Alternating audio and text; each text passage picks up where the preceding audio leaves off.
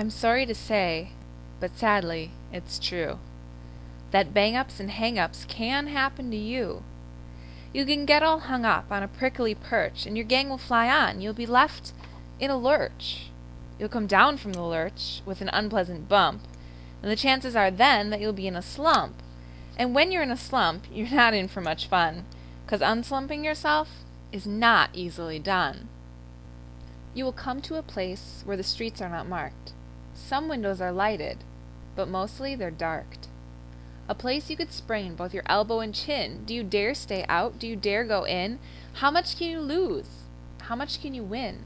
And if you go in, should you turn left or right and 3/4, or maybe not quite, or go around back and sneak in from behind? Simple it's not, I'm afraid you will find, for a mind-maker-upper to make up his mind.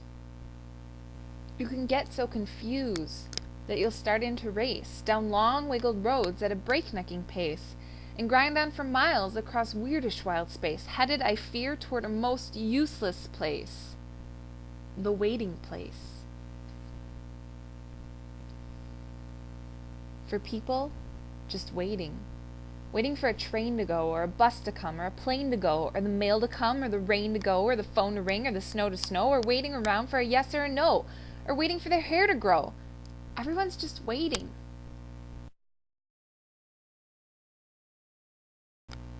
Waiting for the fish to bite, or waiting for the wind to fly a kite, or waiting around for Friday night, or waiting perhaps for their Uncle Jake, or a pot to boil, or a better break, or a string of pearls, or a pair of pants, or a wig with curls, or another chance.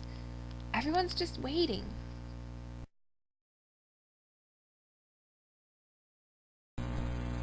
The waiting place.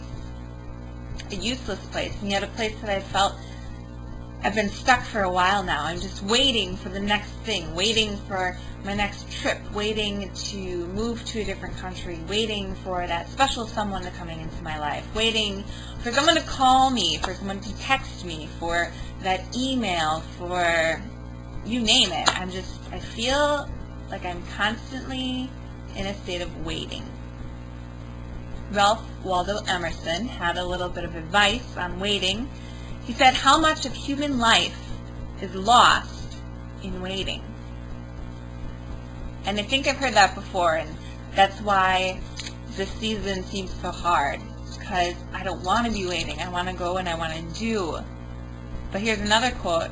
It says, kiss your life, accept it just as it is, today, now.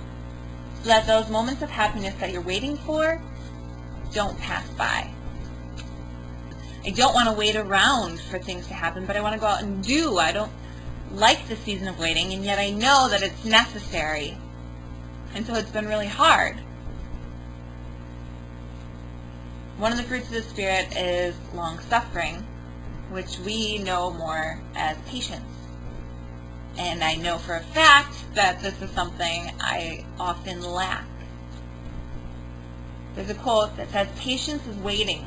Not passively waiting, that is laziness.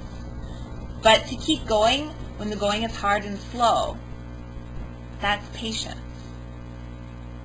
I think in this time in my life I'm still working on that patience.